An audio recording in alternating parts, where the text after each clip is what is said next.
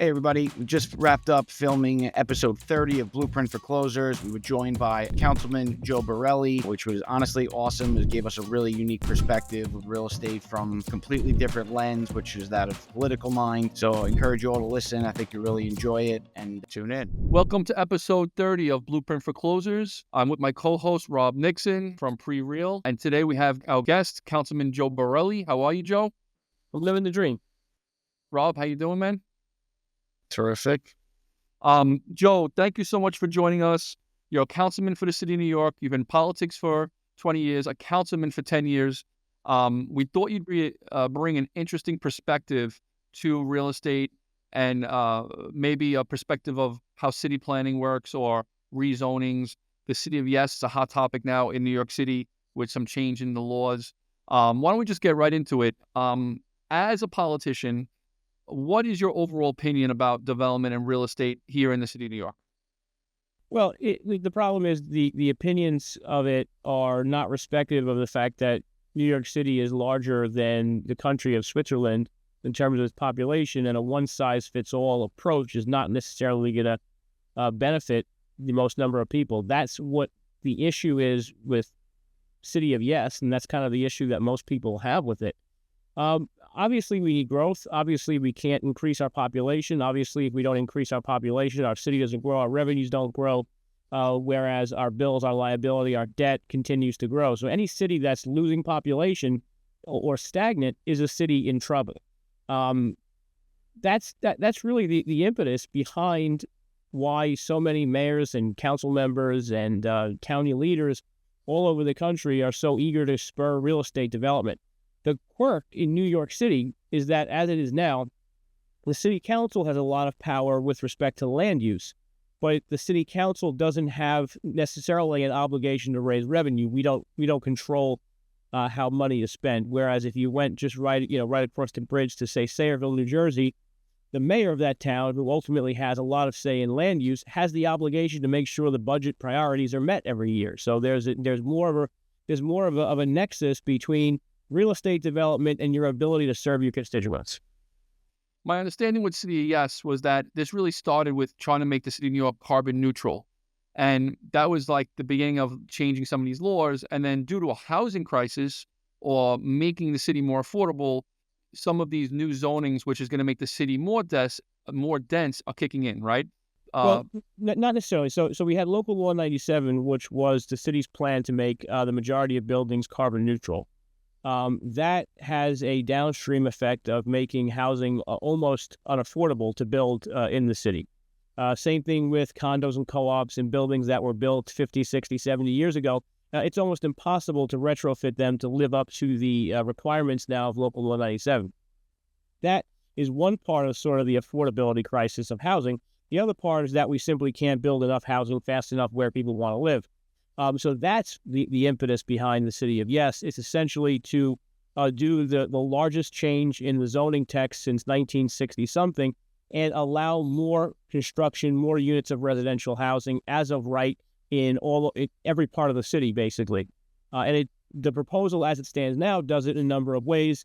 In lower density neighborhoods, it is adding accessory dwelling units. It's adding transit-oriented districts, meaning you can build bigger apartment buildings near transit hubs. It focuses on town centers, meaning that, if you have a commercial corridor, we would allow more housing in those areas to provide some infill where needed. And then finally, it waives parking mandates that, it seems to be the hot button topic in the urban planning space where, everyone's against cars and cars are evil. That doesn't actually meet reality, but that's just sort of the optimism of urban planners. Urban planners are not real estate developers because they don't know how to do anything that makes a profit. That's just the truth. An urban planner is an architect who can't find a client. Now, let me ask you this. In 2008, a big zoning change was done called low density growth management, which essentially was the opposite of what's happening now.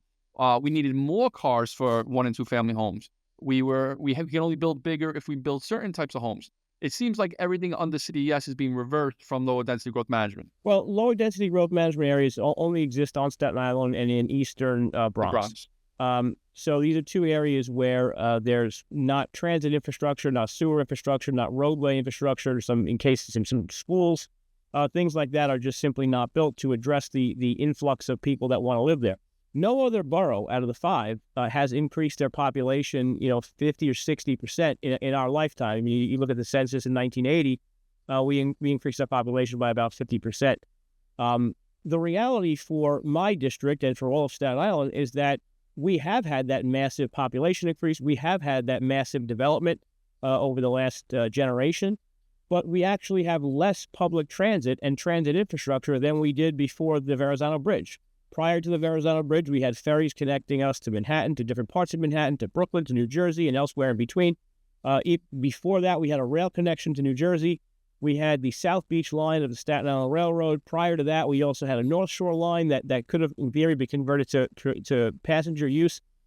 All those things, not only did they fall by the wayside, but there was never any impetus to respur them. I mean, there's been talk over the years of renovating a North Shore bus rapid transit. That would certainly impact some of the most desirable real estate on Staten Island. That would be a great project to do. There's also a need to potentially connect into the Hudson Bergen light rail in Bayonne. All of these things are great plans, but they just exist on paper. Now the city wants to come in with the city of yes and says, you need affordable housing on Staten Island. Well, in my 20 years of being the representative from this area, not one person has ever asked me for affordable housing. Not one. Not one constituent has ever come into my office. A few over the years have asked for NYCHA placement in New York City public housing, but no one has bid or asked to be included in affordable housing lotteries. Why? Because the rubric that determines the affordability housing rent chart, you actually pay less on Staten Island as of right. A one-bedroom at a 60% of AMI in Brooklyn is probably $2,500, $2,600, $2,700 a month. You couldn't get that if you tried, if you rented your two-bedroom apartment in your basement in Tottenham. So we don't have the same needs as the rest of the city. Right. Would you say that city planning in the early 1900s created the streets and a lot of the traffic patterns that exist here today? And there were widening lines put in place to widen specific streets throughout the city, Arthur Road, Amboy Road. During development over the last 20 or 30 years, a lot of builders got waivers and didn't have to widen those streets. And I think part of the reasons we have a lot of congestion on the island and a lot of traffic, which the city of yes would bring even more traffic, was because a lot of these transportation lanes and these streets aren't wide enough to handle the capacity. What's your opinion about actually going back and forcing some of these streets to be widened? And what's your opinion about just traffic and general infrastructure to handle the city of yes? Well, there's no more waivers essentially now for widening lines, which is a good thing, and that will resolve the problem over the next period of time, the next 100 years. The city has funded some projects to widen streets. The problem is, the most necessary one is the Arthur Kill Road Phase 1 from Clark Avenue to Richmond Avenue. This was funded in, say, 2007, 2008 by the Bloomberg administration, and it will be over 20 years before we put a shovel in the ground. We're not going to put a shovel in the ground on this project until 2026, 2027. I mean, this is the speed in which New York City, the city that never sleeps, actually operates. We have a similar project on Amboy Road in Nelsonville in the commercial corridor. This is not as necessary. It will help some traffic in that corridor, but this is not as necessary as Arthur Kill. It just happens to be easier because the acquisition of these rights of way is a lot easier when you're dealing with a smaller number of landlords and owners that occupy more frontage along the major thoroughfares. So you'll see that happening being in construction within the next 12 months or so. But that just underscores the difficulty in putting these. I mean, look, we have a goddamn HOV lane that just stops. I mean, these are the infrastructure solutions for Staten Island. We'll have an HOV lane. Okay, that's great, but it'll stop roughly where we think it should just stop. That's not actual planning. And the biggest criticism of City of Yes is that it's a zoning proposal and not a planning proposal, right? This is done with respect to the zoning text only. So there is no, regional plan for more transit, no regional plan for more roads. There's no way to address how, if we don't use cars on Staten Island, how we would, get from point A to point B. We have a rail line that operates a 2-track system. There is no way to run more trains during rush hour on a 2-track system than we have now. We can't do it. We don't have the terminals that could actually handle more repeated trains. So we're at capacity there, and the train goes from here or there, here to there. And if you're not going from here to there, the train doesn't mean anything to you. If your kid has to go to school, you want to go to the synagogue, you want to go shopping at the mall, you still need to take a different form of transportation. Those are our problems in a nutshell, none of which are addressed by the city of Yes. And the only problem that's addressed is a problem that we don't face on Staten Island, because housing is way more affordable here than the rest of the city. Anyone who lives in the other 4 boroughs could probably afford to live on Staten Island. They simply choose not to. So it's not our problem to solve their problems. Yeah, so just to echo what you're saying about the infrastructure, a few years back, there was a rezoning on the North Shore in the St. George area. And yes, they rezoned to build bigger, but the sewers weren't updated. So I had builders and developers coming to me saying, hey, this lot was just rezoned. Can I put a mixed-use building, which in the past was maybe a 1 or 2 family? And we pulled the city records. The sewer wasn't big enough to support the mixed-use building and had to stay as a 2-family. Completely insane. And the amount of money spent to change that zoning for it to essentially mean nothing is just... Well, we saw the same thing with the special natural areas, the Hillside District and the South Richmond Special Natural Area. You know, how much of that will be eradicated in the final City of Yes product?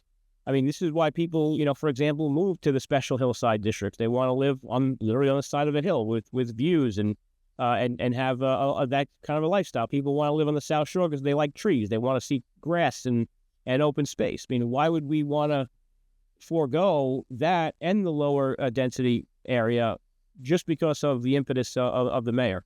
Now, look, the Staten Island delegation, the council delegation, and the borough president, we didn't approach it by saying we just want to be a no. We actually gave them some changes that if they made, we would be comfortable with going forward. Probably the most significant and the most controversial that we would actually be okay with would be allowing for some of these train station immediate core town centers to actually allow more mixed use. We see that happening in New Jersey, right? So the Corzine administration and then now the Murphy administration just passed some affordable housing regulations, forcing each town to basically develop some form of affordable housing, whether it's subsidized or unsubsidized, but it's just building more units at a more affordable price for their residents. Each town is able to plot and plan how they want to do that best. And a lot of them, like Metuchen, for example, or maybe even Woodbridge, where I know you're working on a project, you're seeing some mixed use in these downtown areas. And they're nice. It's not like Staten Islanders are moving to New Jersey and not hoping for vibrant town centers. They actually want vibrant town centers. They love Red Bank. They love Westfield, right? All these places Staten Islanders move to, we can replicate that in certain town centers on Staten Island through the change in zoning code. We would be okay with that. And the few people that would be upset, well, you know, the times do have to change at some degree, and we can't just let Great Kills, for example, you know, be a dying town and the world's capital for massage parlors, right? We should have a more vibrant economy. We don't need, nail salons and handies every 5 minutes. Great point. Now, we expect City Yes to be approved in the next couple of weeks. I don't know. I think that's to be determined. I mean, there's a lot of reasons that the council is lining up against it. Yeah. Now, is there going to be? Is it a yes or no, or is it something that they might just alter? Approve certain parts of it and change others? How does that work? There's basically 2 options. There's an outright no. There is to rewrite our own language, which would then have to go back to city planning, meaning rewrite our own language of the zoning text, which would have to go back to city planning for approval. Or the third option would be to vote yes, but on the condition of subsequent commitment on infrastructure improvement and other things. So those are the three real options. The more 40,000-foot argument against it is that why would the council vote to give its own power up in the land use process, right? The complaint about the land use process is the time it takes. The overwhelming majority of the time it takes is actually the Department of City Planning, when you have to go before you start the clock, right? I mean, we have a time frame, right? Whatever it is, I forget what it is, 2 years, let's say, for city planning to take action on a project. But they make you come in 2 years in advance of that just to start having a conversation with you and making all your changes before that. I mean, that's your complete pre-application. bullshit. That's complete bullshit. Yeah. You don't get that in any other place on planet Earth. So the fact that the city council wants to have its say in the last 30 days of the process is not the problem. It's the city planning process. That's the problem. And, forgive me, but I don't agree with all my colleagues, but they're all elected to represent a neighborhood of 175,000 people. 175,000 people is larger than most American cities. And they are the only person who is elected at the local level, right? County, and we have county and city powers and city council. So you're the only person elected to represent these 175,000 people. And yeah, I think there is a role for the elected official to play in changes to the zoning code. So that's my principal opposition to just the bigger picture of why it's a problem. And I think the Speaker of the Council, has some of those concerns as well. Just does it manifest itself in harder opposition? I don't know. I mean, there's a lot of pressure on her to deliver, some housing changes as well. Yeah, let's fast forward 5-10 years from now. There are two perspectives on the law change. Developers love it because now they can build bigger homes, more dense homes, waive parking, and essentially grab more money on the sale. But Dom, that's until the price point is factored in, right? So once people have start pricing in the market that they can build more FAR and more units, right, the price of real estate goes up. The pressure, the external pressure for them still to have to go into a zoning code for something else is still going to be there. For a zoning change, Yes. is still going to be there in 10 years. It'll be a quick fix for a few properties in the short term because someone will own the property at one value point, and now they can build X without having to do the work. But eventually, that will cancel it out. Right. I agree with you. But let's look at the other perspective. We have some beautiful neighborhoods along the transit line. Let's call it Duncan Hills Colony or Newdorp Heights, right? These are areas that are end user neighborhoods. They're communities that we raise children in. They're not investment home type neighborhoods like maybe, Jersey Street. And now you're going to have developers putting in, or maybe homeowners putting in accessory dwelling units, in the backyard or in the basement, waiving the parking. What's going to happen to these communities 10 or 15 years from now where maybe your daughter wants to go outside and swim in the pool, but you have someone living in the garage that doesn't have a car and is paying, $800 a month? Are homeowners and families going to feel just as comfortable in those homes with so many other tenants, let's just say, or are those homes and communities going to turn into investment neighborhoods and they're going to be leaving the city or leaving the neighborhood, leaving Staten Island? Look, I don't know, right? Because there's so many more factors into why people choose to invest in a specific area for real estate value than others. But do the neighborhoods change fundamentally? Absolutely. Number one, nobody wants to live next to Fonzie living on top of their neighbor's garage. I mean, it's just again, everyone can afford to move to Staten Island. We have an affordable housing block because we're much more affordable than the other four boroughs. The thing that unites Staten Islanders is that all of us within one generation, most likely, have left the denseness of Brooklyn or Manhattan to settle here. Only complete psychopaths actually go from Staten Island to Manhattan to a more dense neighborhood. I know some people like that. But my point is, people have chosen to live here for the small town suburban feel while still residing in New York City. There is no question that adding ADUs, waiving parking requirements will make individuals' lives much less convenient than they are today. And again, we're at rail capacity, so we're going to build all these houses near rail stations and all this great stuff. We can't add more trains. So where are the people going to go? Yeah, that's correct. I think this just becomes a natural transition, more like the other boroughs, Dom, right? And then unfortunately, it'll force people to leave, right? But if they're not, progressive on these ideas, right? But I want to shift again because you hit it for a second earlier, Dom, but the North Shore, right? We hands down have the most underdeveloped waterfront property in the five boroughs and extending past that, right? You got Hoboken, Jersey City, et cetera, right? Now, we have just unfortunately been, it's been bad press after bad press of just projects not going in the right direction, right? And I think the wheel was the biggest blow. I mean, I know locally and the civic association was pushing back hard, especially with traffic concerns, but the wheel was a big blow for for the borough, because it just would have been a huge revenue source, in my opinion. I don't know. I'd be curious to see what your thoughts are on that, and in general, what your take is on the future of the North Shore. Look, I think the wheel was, a loss, but also Empire Outlets was a mistake to not allow them to be mixed use. Because you would have been able to create a little bit more vibrant of a community that wouldn't just be box retail. It would also be experience-based, cafes, restaurants, etc. I think that would have been a better mix for, what we all can agree is one of the prettiest views in New York City. It turns out people actually like to buy houses that you can look out the window and see nice things. Call me crazy. I'm not a realtor, Rob, but I think that's something that people would be willing to pay a premium for. The other thing is chicken or the egg. I mean, so North Shore Bus Rapid Transit, if we simply put the North Shore BRT or a light rail line in the right-of-way of the existing rail line, you would see development happen in the next... We would file the plans for the rail line, and you would see developers tripping over themselves to build housing and residential units along the North Shore of Staten Island. That would be, in my opinion, a positive way of adding development and density to Staten Island, rather than hey, let's just add density, and then when people get really pissed, maybe then some next generation of politicians will have to figure out how to pay for a financial improvement.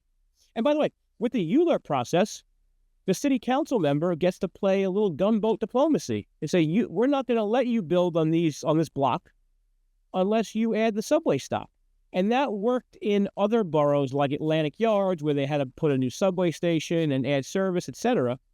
But that could also work on a smaller scale to the North Shore of Staten Island, whereas, if the Bay Street rezoning was not in sort of a transit-rich environment, if the Bay Street rezoning happened on Richmond Terrace, the council member at the time, whether it's Debbie Rose or the current member, Camilla Hanks, she would have been smart enough. They both would have been smart enough, and I would have been there with the gun to their head, saying, no, we're only going to allow you to develop this area if the federal government or the city comes up with, whatever it is, $1 billion it takes to start this project. We are losing that to some degree. The ability to have that, I call it gunboat diplomacy, but that's what it is. Essentially, you have the Staten Island Ferry. Adjacent to the ferry is the Ferry Hawk Stadium minor league baseball team, and then what was going to be the wheel. Going the other way, you're missing three desolate examples of bad urban planning.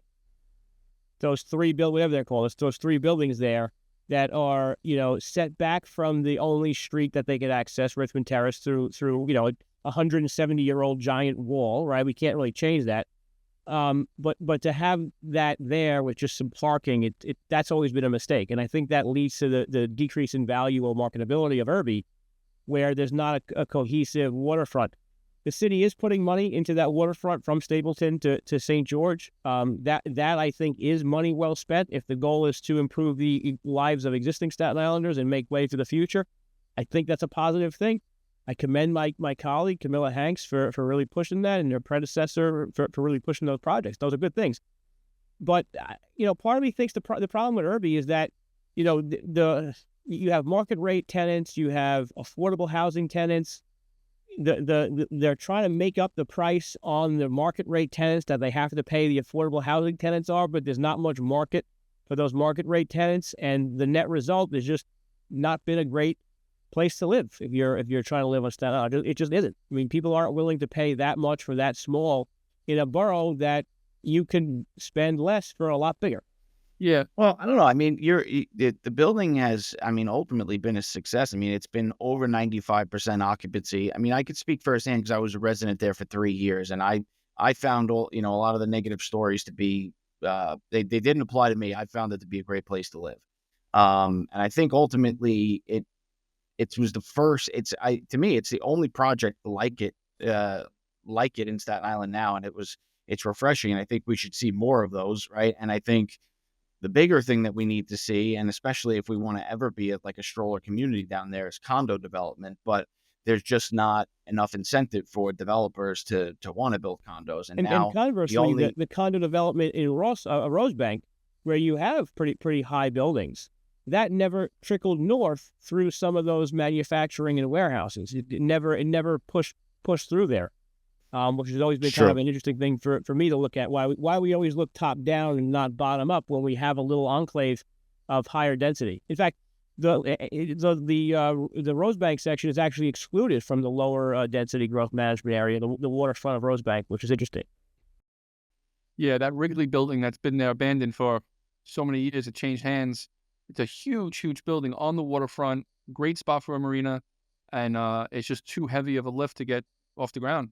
I predict in 20 years we'll be saying like what idiots we were for not buying that way back when you go in there and you have like some incredible studio warehouse Irby, I don't even know what the hell it's going to be, some industry city like thing happening there. Yeah. I mean, I hope you're right. I mean, I think that that's what should happen, right? But like, as somebody who's tried to sell them and has sold a bunch of those over and over, like, just ultimately nothing's happened, right? Like, I mean, Edgewater Plaza, one Edgewater has, I think, transferred 3 times in the last like 8 years, and yet it looks the exact same. Nothing's changed.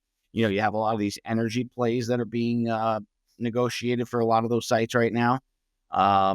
There were beautiful plans in place for like 125 Edgewater that included, I believe, a marina and a couple hundred units, and yet nobody's been able to, actually get in the ground on them because either, whether there's not enough incentive to do it, whether there's not, whether the construction cost is too high, whatever it may be, whether the rent's just not dictating it. So it's just, we've just always kind of been stuck. I think that, I think the transportation is always going to be the number one thing, but it just feels like the North Shore especially is just, it's so overdue, and it just should have happened so many times. And I don't know what it looks like over the next 10 years, but when you look at projects that are actually out of the ground right now, they're all now really affordable projects, or, the shelter that's, I think, open now. But, unfortunately, those are kind of the only things that have been opening right recently. Yeah, I mean, we've almost created an environment where you can't really do much without a tax incentive or affordability component and a zoning variance. I mean, that is, to play devil's advocate on what I said before, that is the reality of why the city of Yes is in part necessary. Like we can't build as of right buildings at market rate because of the economic factors that go into it. Joe, Right. let's just change topics a little bit. I mean, we have been focused on real estate, but give us like the state of the union for Staten Island at the moment overall. It doesn't have to be real estate related. Talk to us. What's going on? What are some wins? What are some losses over the last couple of years? In this post-COVID world, where do you see things happening in the future?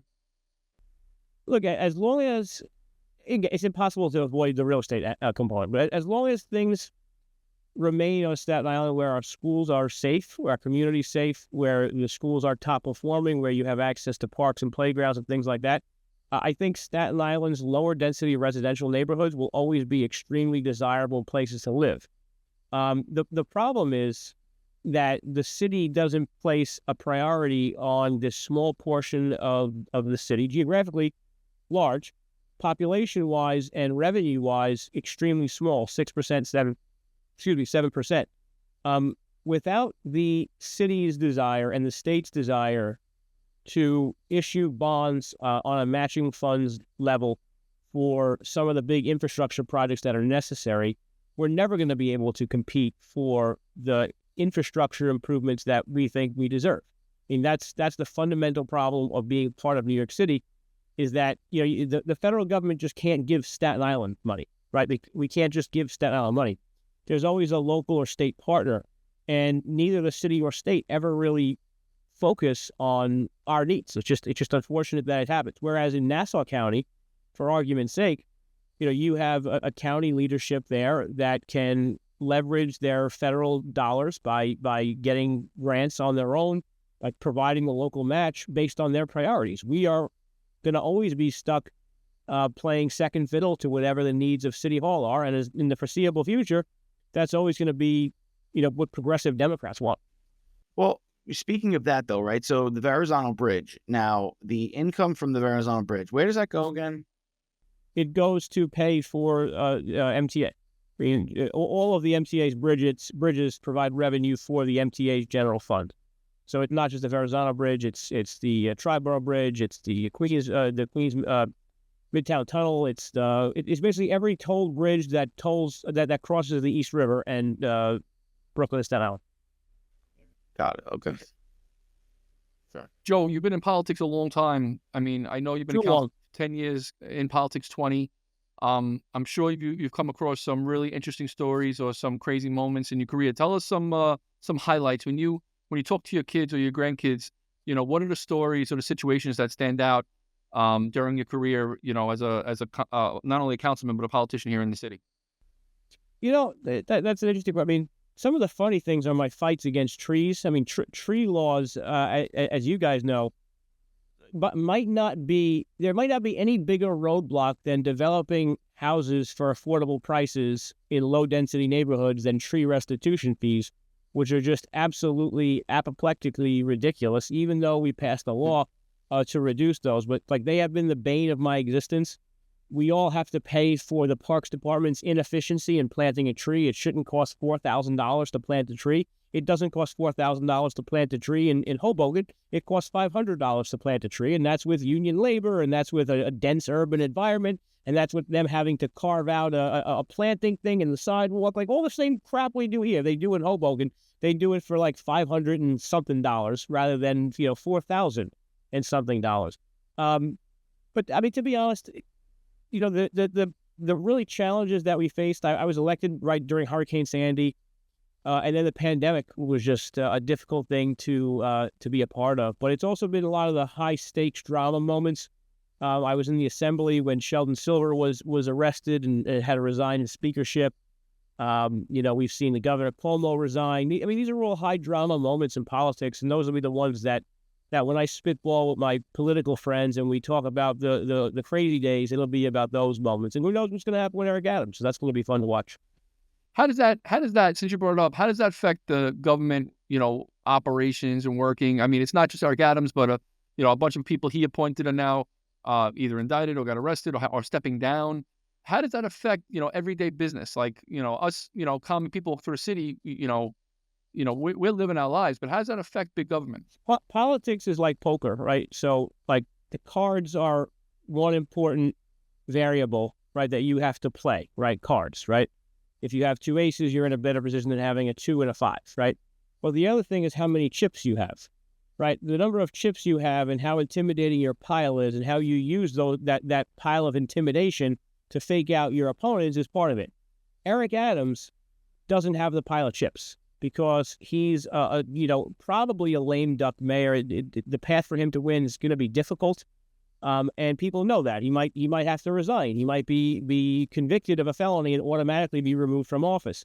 So when he goes in to negotiate the city of Yes, the council, the majority of whom will return in a year's time and get reelected, they don't feel the need to. They don't feel pressure on this. It's not their mindset is like, we'll just talk to the next mayor on that project we need, or if we make a deal with the mayor on funding some, thingamajig in my district, the mayor's not even going to be there in a year to see it through. So why would I even negotiate with it? So that's the biggest challenge the mayor faces now. And it's a challenge that President Biden has. I mean, President Biden, right, is a lame duck president. He's not running. No one listens to him. No one cares what he has to say. His staff are all, treating Kamala Harris like she is essentially the president. And that's going to happen with Eric Adams as it becomes clear, or maybe it doesn't. Maybe he wins, but as it becomes more difficult for him to win re-election. This was very insightful, Joe. Appreciate you coming on. I'm an insightful guy. Love to have you back on. Love to have you back on. There's so many topics that we can cover. So I, as always, appreciate the time. Thank you very much. Anytime. Joe, great seeing you, man. I appreciate you doing it. For those of you watching, you could watch our podcast on all streaming networks and platforms. You can also get us on Instagram, Facebook, TikTok at Blueprint for Closers. Thank you, everybody, for watching, and we'll check you out next time.